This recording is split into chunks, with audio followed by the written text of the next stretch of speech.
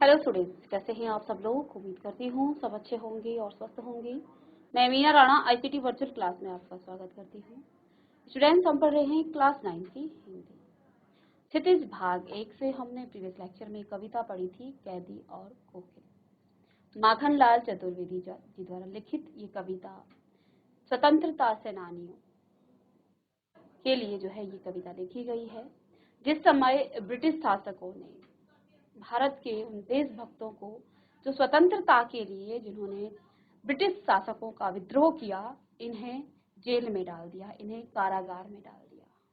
अब कवि उस कारागार से रात में जब एक कोयल की आवाज सुनते हैं तो उसे प्रश्न करते हैं, तरह तरह के प्रश्न करते हैं कि हे कोयल, तुम क्यों इतनी रात को यहाँ बोल रही। फिर इसी क्रम में वो उस कोयल से पूछते हैं कि क्या तुम मुझे कुछ ऐसा महत्वपूर्ण संदेश लाई हो, क्या तुम मुझे कुछ प्रेरणा देना चाहती हो। कवि ने उस कोयल से पूछा कि तुम इस प्रकार से इतनी रात को ऐसी कर्कश आवाज में, ऐसी पीड़ा भरी आवाज में क्यों ऐसा गान कर रही हो। उस कोयल से कवि बार बार पूछते हैं कि तुम क्यों यहाँ इस अंधेरे में, इस कारागार के अंदर क्यों ऐसी आवाज निकाल रही हो। अंत में वो कोयल से तरह तरह के प्रश्न पूछते हैं कि हे कोयल, क्या तुम्हारा कुछ खो गया है, तुम्हारा कुछ लुट गया है, क्या तुम्हारी जो मृदुल आवाज थी, जिस हरियाली में तुम्हारा बसेरा होता है, क्या वो सब तुमसे खो गया है, या तुमने किसी जंगल की दहकती हुई आग देख ली है जिस कारण तुम रात में बोल रही हो, रात में इस प्रकार से वेदना भरी आवाज में बोल रही हो। इसी क्रम में अब माखनलाल चतुर्वेदी उस कोयल को क्रांति का प्रतीक मानते हैं। कोयल से वो पूछते हैं कि आखिर तुम यहाँ इतनी रात को क्यों यहाँ पर बोल रही हो। ये जो जेल है, ये काली दीवार है इसकी, यहाँ पर सब कुछ काला है। मुझे जो कंबल दी गई है, जो हथकड़ियां हमें पहनाई गई हैं, वो सब काला है। ठीक है। और देखिए अंत में वो कोयल के बोलने का, कोयल आखिर क्यों बोल रही है, उसका रहस्य भी जान लेते हैं। आइए एक बार थोड़ा सा रिवाइज करते हुए फिर आज की क्लास में हम इसके प्रश्न उत्तर करते हैं। तो यहाँ पर कविता की लाइन से ही हम यहाँ पर थोड़ा सा इसको रिवाइज करेंगे। पहली लाइनों की जो सब अर्थ है वो मैं आपको बता चुकी हूँ। चलिए, इसमें कवि क्या कहते हैं। कवि कहते हैं उस कोयल से, क्या कह रहे हैं कि क्या देख नहीं सकती जंजीरों का गहना, हथकड़ियां क्यों यह ब्रिटिश राज का गहना, कोल्हू का चर्रक चू जीवन की तान, गिट्टी कर उंगलियों ने लिखे गान, हूँ मोट खींचता लगा पेट पर जुआ, खाली करता हूँ ब्रिटिश अकड़ का कुआ, दिन में करुणा क्यों जगे रुलाने वाली, इसलिए रात में गजब ढा रही आली। तो अब कवि उस कोयल से पूछ रही हो कि अब मैं समझ गया हूं तुम इतनी रात को आखिर क्यों बोल रही हो, क्यों गा रही हो, ऐसी दर्द भरी आवाज में क्यों गा रही हो। क्या देख न सकती जंजीरों का गहना। अब कवि कहते हैं कि मुझे पता चल गया है कि तुम क्यों इतनी रात को गा रही हो। तुम हमारे हाथों में ब्रिटिश सरकार द्वारा हमारे लिए दी गई इन यातनाओं को सहन नहीं कर पा रही हो। हथकड़ी क्यों यह ब्रिटिश राज का गहना। अब ये इसमें वो क्या कह रहे हैं, ये ब्रिटिश, ये हथकड़ियां नहीं है, ये हमारे लिए ब्रिटिश राज का गहना है। हम इसे गहनों की तरह स्वीकार कर रहे हैं। कोल्हू का चर्रक छू जीवन की तान, मेरा जीवन ऐसा बन गया है, मैं दिन भर कोल्हू का चर्रक खींचता हूँ, गिट्टी पर उंगलियों ने लिखे गान, मैं गिट्टी कूटता हूँ क्योंकि जेल में यातनाएं की जाती है कैदियों को। तो मैं दिन भर अपनी उंगलियों से उन पत्थरों को तोड़ता हुआ जीवन की क्या कर रहा हूँ, गीत लिख रहा हूँ। गिट्टी पर उंगलियों ने लिखे गान, उन गिट्टियों पर मैं उंगलियों के द्वारा एक जीवन का गीत लिख रहा हूँ। मोट खींचता हुआ पेट पर जुआ, खाली करता हूँ ब्रिटिश अकड़, और इस प्रकार से मैं ब्रिटिश राज की अकड़ का कुआं खाली कर रहा हूँ। दिन में करुणा क्यों जगे रुलाने वाली, इसलिए रात में गजब ढा रही आली। उस कोयल से पूछ रहे हैं कवि, मैं समझ गया दिन में बहुत सारा शोर होता है, इसलिए तुम दिन में नहीं गा रही हो, रात को इसलिए गा रही हो। आगे कहते हैं, इस शांत समय में अंधकार को भेद रो रही क्यों हो, कोकिल बोलो तो चुपचाप मधुर विद्रोह बीज इस शांति बो रही हो क्यों, कोकिल बोलो तो। कहते हैं इसलिए तुम इसमें शांत समय में अंधकार को भेद करके यहाँ पर गा रही हो, कोकिल बोलो तो चुपचाप मधुर विद्रोह, तुम जो हो अपने मधुर आवाज से एक विद्रोह फैला रही हो, इस भांति बो रही हो, कोकिल बोलो तो।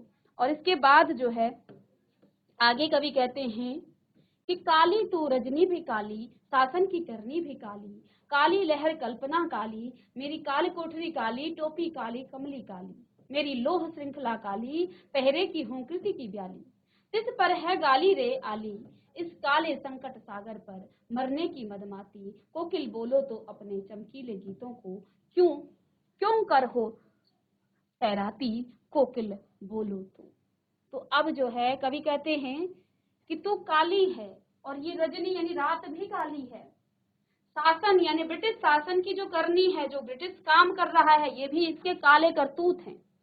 काली लहर कल्पना काली, मेरी काल कोठरी काली, यहाँ पर जो कंबल जो जंजीरें मुझे दी गई हैं वो सब काली हैं, टोपी भी मुझे काली दी गई है, कमली काली, मेरे लोह श्रृंखला जो मुझे लोहे की हथकड़ियां पहनाई गई हैं ये भी काली है।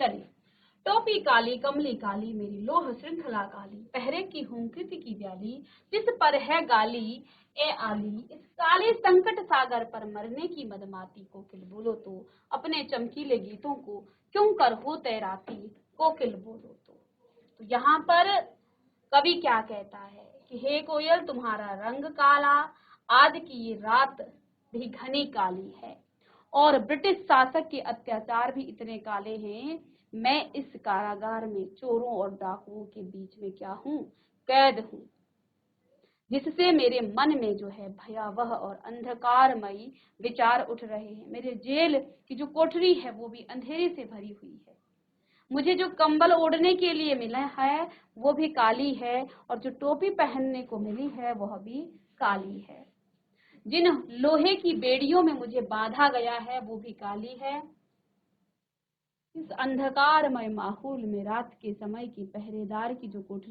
कठोर आवाज है मुझे वो भी जहरीली सर्प के फुंकार की तरह चुभती है। इसके अलावा मुझे जेल के जो सिपाही हैं वो गालियां भी सहन करनी पड़ती हैं। यहाँ जीवन पूरी तरह अर्थात इन पंक्तियों में कारागार के अंदर उन यातनाओं का वर्णन यहाँ कवि ने किया है जो उन स्वतंत्रता संग्रामियों को सहनी पड़ी। तो अब कहते हैं कि यहाँ पर मुझे क्या कुछ सहना पड़ रहा है। कहते हैं तुम अपने मधुर स्वर से आनंद और आशा का संदेश देना चाहती हो, लेकिन इस जेल की कठोर दीवारों के बीच यह स्वर फालतू चला जाएगा। यहाँ निराशा और पीड़ा के बीच तुम्हारे गीतों का कोई असर नहीं होगा। इस अंधेरी रात में इस कारागार में तुम अपने मधुर स्वर से क्यों गा रही हो। हे कोयल मुझे अपने मुख से बताओ तुम यहाँ क्यों आई हो, तुम्हारी इस पीड़ा भरी पुकार का क्या अर्थ है। आगे कवि कहते हैं तुझे मिली हरियाली डाली, मुझे नसीब कोठरी काली, तेरा नभ भर में संचार, मेरा 10 फुट का संसार, तेरे गीत कहावे वाह, रोना भी है मुझे गुनाह, देख विषमता तेरी मेरी, बजा रही तिस पर रणभेरी, इस हुम कृति पर अपनी कृति से और कहो क्या कर दूं, कोकिल बोलो तो मोहन के व्रत पर प्राणों के आसव किसमें भर दूं, कोकिल बोलो तो। यहाँ पर कुछ शब्दार्थ हैं, इन को आपने कल की क्लास में भी लिखा था तो लिखिएगा, जिन्होंने नहीं लिखा है। हरियाली अर्थात हरा भरा वातावरण,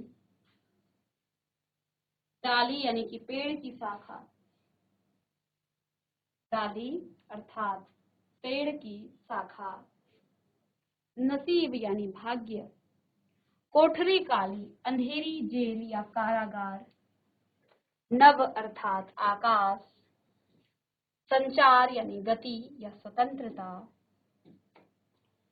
10 फुट का संसार यानी जेल की छोटी सी कोठरी या सीमित जीवन, गुनाह अपराध, विषमता असमानता भेदभाव, रणभेरी युद्ध का बिगुल, संघर्ष का आह्वान। तो इन शब्दार्थों को लिखें और अंत में कवि क्या कहते हैं। चलिए, हम प्रीवियस लेक्चर में लिख चुके हैं। मोहन कहा गया है मोहनदास करमचंद गांधी को। व्रत यानी संकल्प, प्राणों के आसव, जीवन का सार या आत्मा, भर दूं, समर्पित कर दूं, अर्पण कर दूं। आइए व्याख्या में लिखेंगे। कवि कोयल से अब कहते हैं, हे कोयल, तू कितनी भाग्यशाली है कि तुझे बैठने के लिए हरी डाल मिली है। कवि क्या कह रहे हैं कि हे कोयल, तू बड़ी भाग्यशाली है जो तुझे बैठने के लिए हरी भरी डालियां मिली है। लेकिन मैं इस अंधेरी घुटन भरी जेल की कोठरी में कैद हूँ। तुझे उड़ने के लिए खुला आसमान मिला है, पर मैं इस 10 फुट की संकरी कोठरी से बाहर नहीं निकल सकता। जब तू गाती है तो लोग आनंद से वाह वाह करते हैं। कोयल जब गाती है तो सबको कोयल की आवाज बड़ी प्यारी लगती है। लेकिन कवि कहते हैं, मेरी वेदना, मेरी विषमता ऐसी है कि मैं यदि रो भी दूं तो वो भी किसी को पसंद नहीं आता है। ऐसी दयनीय स्थिति है उन स्वतंत्रता संग्रामियों की, उन देशभक्तों की, यहाँ इस काल कोठरी में, इस जेल की के अंदर। मेरी पीड़ा को कोई सुनना तक नहीं चाहता है। कवि कहते हैं, तो स्वतंत्र है, खुले आकाश में रहती है और मैं परतंत्र हूँ, इस जेल का कैदी हूँ। इतना सब कुछ जानने के बाद भी तो उस अंधेरी रात में युद्ध और स्वतंत्रता का गीत गा रही है। बता मैं क्या करूं, मेरी विवशता को तू भी समझ रही है। सोच, मैं इस कैद में रहकर भी क्या कर सकता हूँ। हाँ, तेरी प्रेरणा से मैं यहाँ बैठकर कविताएं तो लिख ही रहा हूँ। यानी कि कवि यहाँ इस कोयल की प्रेरणा से ही कविता को लिख रहे हैं और कहते हैं, मैं और क्या करूं, किस दिशा में अपनी शक्ति लगाऊं। कैदी जो है कहाँ शक्ति लगा पाएगा। यदि आपको किसी ने कैद कर दिया तो वो चाहे कितनी कोशिश करे, तो कवि फिर भी वहां उस कैद में बैठकर भी कविताएं लिख रहे हैं ताकि गांधी जी के स्वतंत्रता संग्राम में अपना योगदान दे सकूं। अब कवि को क्या हो रहा है, बाहर चल रहा है गांधी जी का स्वतंत्रता संग्राम आंदोलन और कवि यहाँ कैद है। तो वो चाहते हैं, वो कैद इसलिए नहीं होना चाहते, वो स्वतंत्र इसलिए नहीं होना चाहते क्योंकि उनको बाहर जाके अपने जीवन को स्वतंत्रता में जीवित व्यतीत करना है। वो बाहर इसलिए जाना चाहते हैं, वो बाहर जाकर भी स्वतंत्रता के लिए ही लड़ना चाहते हैं। वो गांधी जी के स्वतंत्रता संग्राम में अपनी भागीदारी निभाना चाहते हैं, अपनी भागीदारी वो देना चाहते हैं, इसलिए वो परेशान है। हे कोयल, तू ही मेरा मार्गदर्शन कर, मुझे बता। इस पर जो है कवि कहते हैं कि हे कोयल, तू ही मेरा मार्गदर्शन कर, तू ही मुझे बता। इस कविता को हमने प्रीवियस लेक्चर में भी पढ़ लिया था, इसलिए हमने आज इसको जल्दी से रिवाइज किया है। जैसा कि हमने आपको शुरू में बताया कि आज की क्लास में हम कैदी और कोयल, कोकिल के प्रश्न उत्तर करेंगे। तो 2 प्रश्न आपको कल की क्लास में भी बताया था, लेकिन जिन्होंने नहीं लिखा लिख सकते हैं। कोयल की कूक सुनकर कवि की क्या प्रतिक्रिया थी। प्रश्न है, कोयल की कूक सुनकर, तो कोयल की कूक सुनकर कवि को ऐसा लगता है जैसे कोयल उसके लिए कोई संदेशा लेकर आई है। जैसे ही शुरू में ही हमने कविता की प्रथम पंक्तियों में क्या पढ़ा, कोयल की आवाज सुनकर कवि को ऐसा प्रतीत होता है कि जैसे कोयल उनके लिए कोई संदेशा लेके आई है, कोई प्रेरणा लेके आई है, इसलिए कोयल ने सुबह होने का भी इंतजार नहीं किया। प्रश्न नंबर 2, कवि ने कोकिल के बोलने के किन कारणों की संभावना बताई है। तो अब जो है कवि क्या कह रहे हैं कि ये कोयल इतनी रात को क्यों बोल रही है, क्या क्या संभावनाएं हैं। 3 संभावनाएं यहाँ बताई हैं। कोकिला शायद कोई संदेशा पहुंचाना चाहती है, उसे दावानल की लपटें देख, उसने दावानल यानी कि किसी जंगल के आग की लपटें देख ली हैं। समस्या गंभीर है, इसलिए वह सुबह होने की प्रतीक्षा नहीं कर पाती है। एक और यहाँ पर है, क्रांतिकारियों के मन में देश प्रेम की भावना को और मजबूत करने आई है।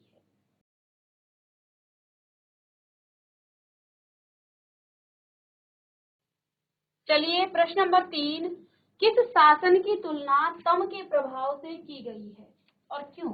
किस शासन की तुलना तम के प्रभाव से की गई है? तम का मतलब हो जाता है अंधकार। तो यहाँ इस कविता में किस शासन की तुलना तम से की गई है? कवि ने क्या कहा है? ये शासन है या तम का प्रभाव है, यानी कि अंधकार का प्रभाव है।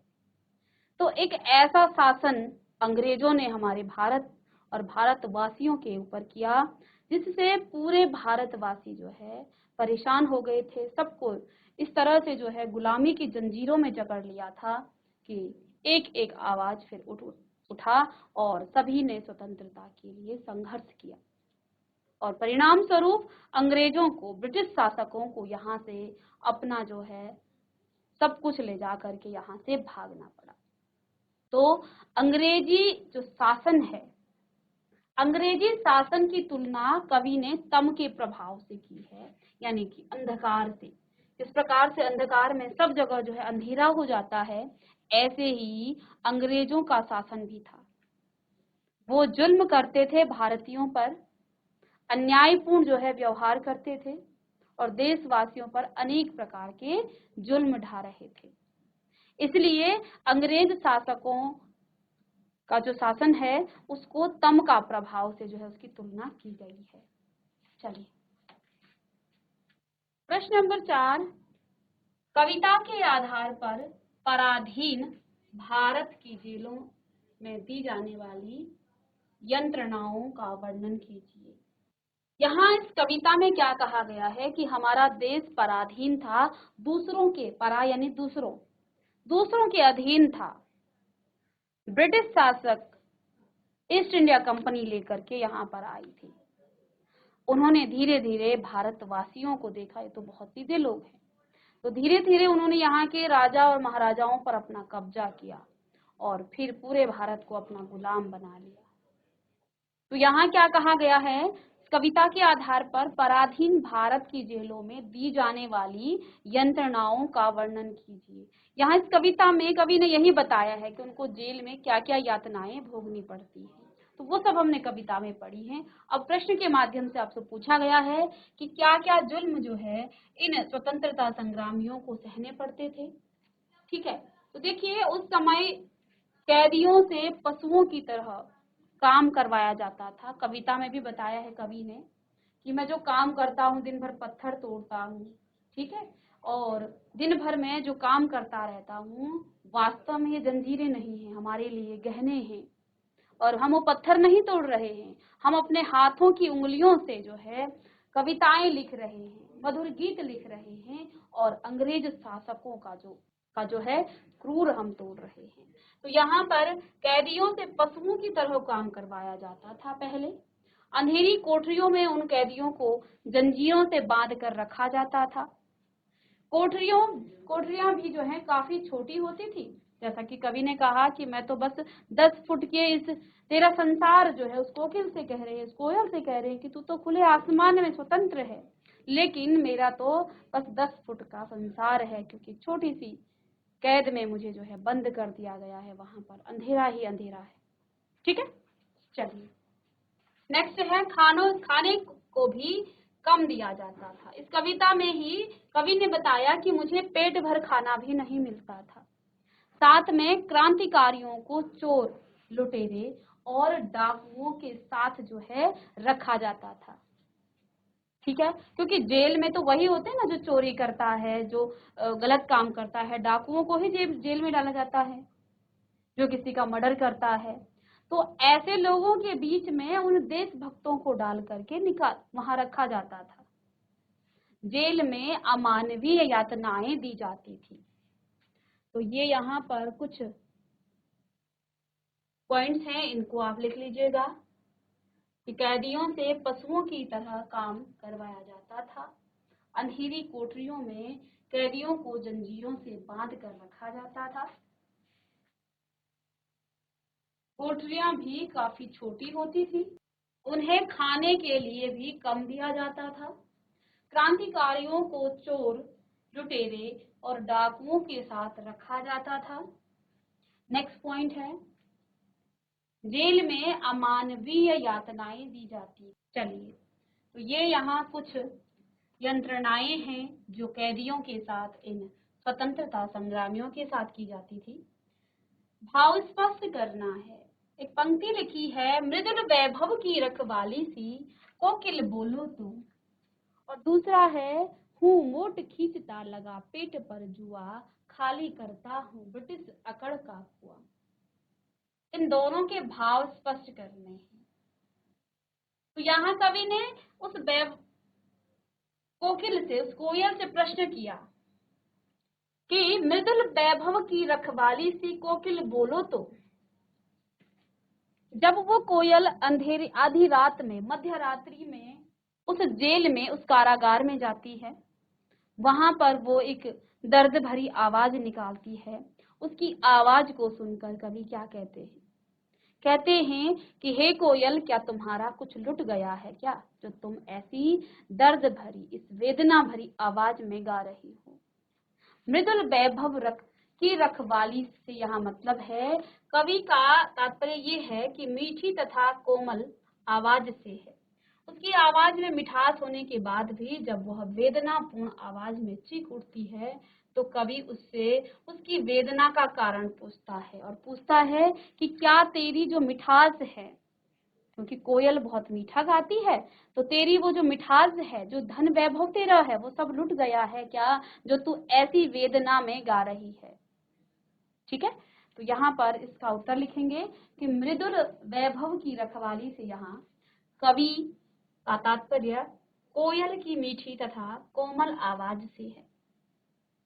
उसकी आवाज में मिठास होने के बाद भी जब वह वेदनापूर्ण आवाज में चीख उठती है, तो कवि उससे उसकी वेदना का कारण पूछता है। कवि उससे उसकी वेदना का कारण पूछता है।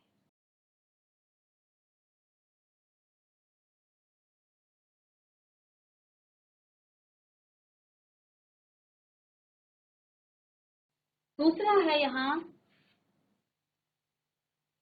हूँ मोट खींचता लगा पेट पर जुआ, खाली करता हूँ ब्रिटिश अकड़ का कुआं। तो देखिए, अंग्रेजी सरकार कवि से पशुओं के समान परिश्रम करवाते हैं। कवि के पेट पर जुआ बांधकर कुएं से पानी निकाला जाता है, परंतु इससे भी वे दुखी नहीं हैं और अंग्रेज सरकार के षड्यंत्र को विफल कर उनकी अकड़ को जो है समाप्त कर देना चाहते हैं।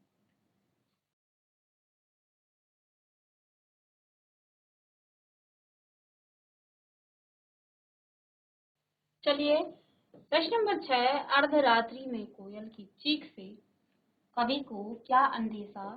अर्धरात्रि में कोयल की चीख से कवि को क्या अंदेशा होते हैं?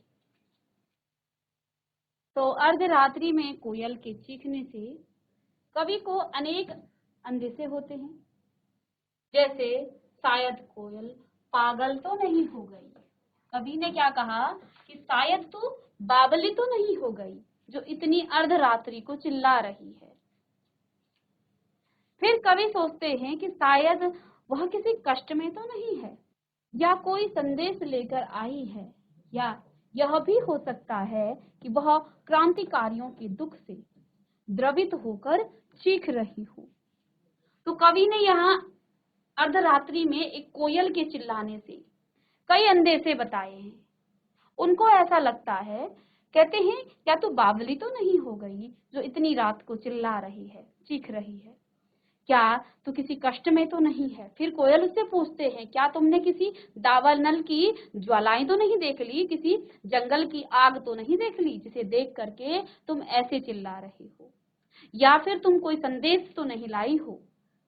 ठीक है, तो इस प्रकार के अनेक प्रकार के, या फिर वह क्रांतिकारियों के दुख से जो है द्रवित है, इसलिए वो रात को जो है इस प्रकार से चिल्ला रही है। तो यहाँ पर कोयल द्वारा अर्धरात्रि में चिल्लाने और चीखने से कवि को जो है अनेक प्रकार की जो है अंदेशे होते हैं, जिसमें वो सोचते हैं कि शायद कोयल पागल तो नहीं हो गई है।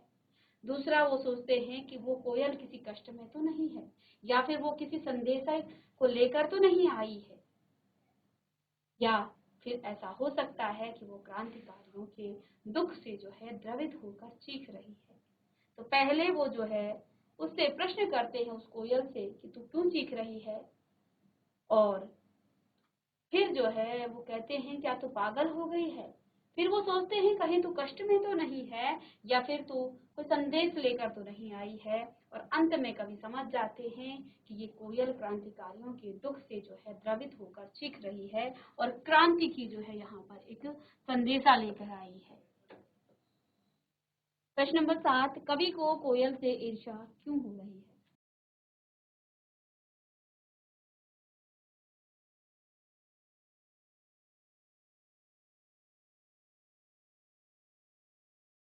कवि को कोयल से ईर्ष्या हो रही है, इसका सबसे बड़ा कारण क्या है?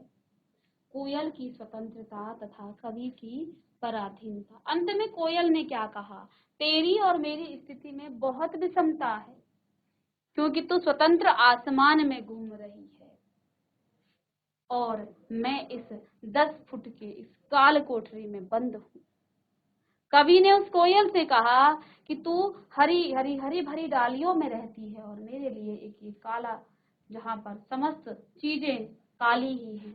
यहाँ पर उन्होंने बताया कि मुझे जो है इस काल कोठरी में बंद कर दिया गया है, मेरी तो दुनिया ही यही है, लेकिन तू जो है स्वतंत्र है, जबकि मैं पराधीनता में हूँ, मैं दूसरों के अधीन हूँ, मैं कैद हूँ।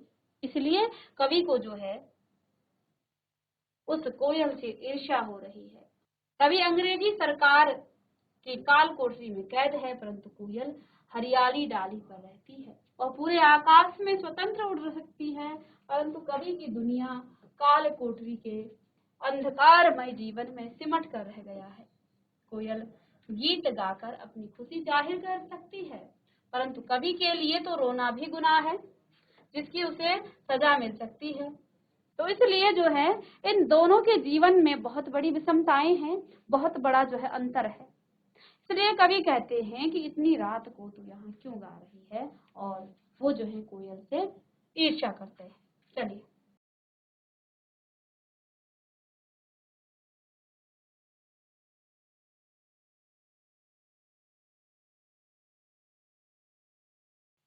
कवि के स्मृति पटल पर कोयल के गीतों की कौन सी मधुर स्मृतियां अंकित हैं, जिन्हें वह अब नष्ट करने पर तुली है?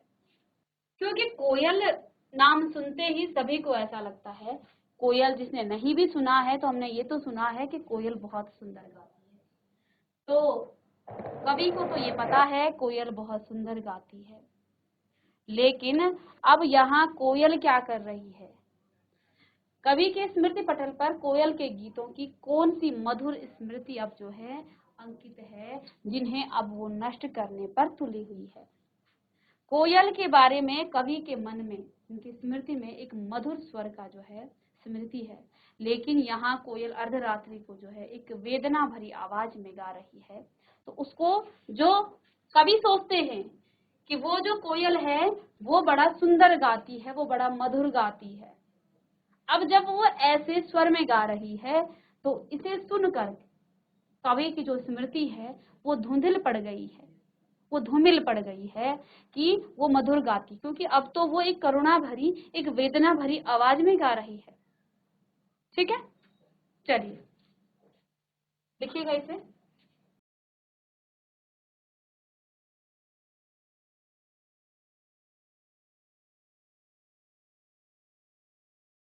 चलिए, हथकड़ियों को गहना क्यों कहा गया है?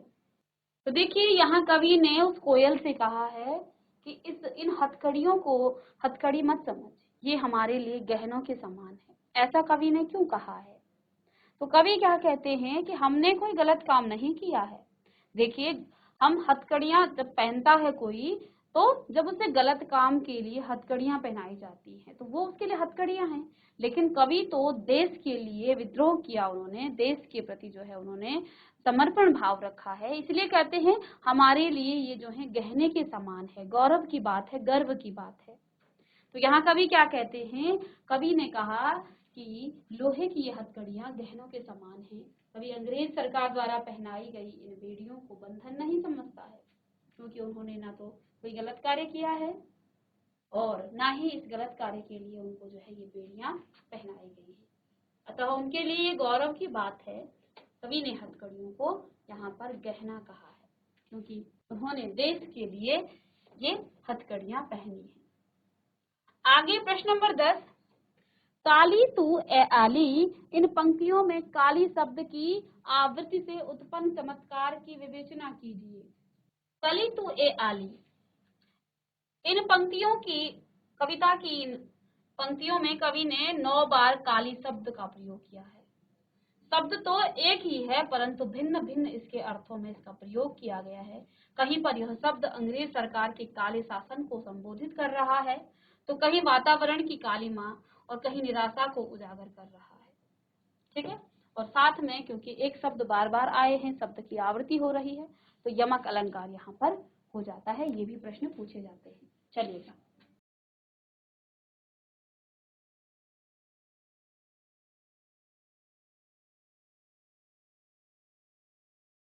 इस काव्य का आपको सौंदर्य भाव स्पष्ट करना है। कहते हैं, तेरे गीत कहावे बाह, रोना भी है मुझे गुनाह, देख विषमता तेरी मेरी, बजा रही तिस पर रणभेरी।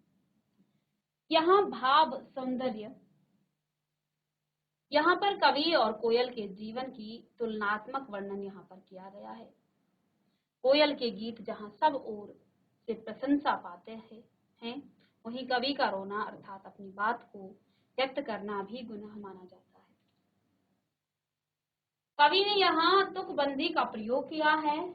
तेरी मेरी वह गुनाह में स्वर मैत्री तथा अनुप्रास अलंकार है। चलिए, तो ये तो आपके कुछ कविता से प्रश्न थे। आगे के प्रश्न रचना और अभिव्यक्ति पर आधारित हैं। काव्य का फिर आपको सौंदर्य स्पष्ट करना है। किस दावानल की ज्वालाएं हैं दिखी।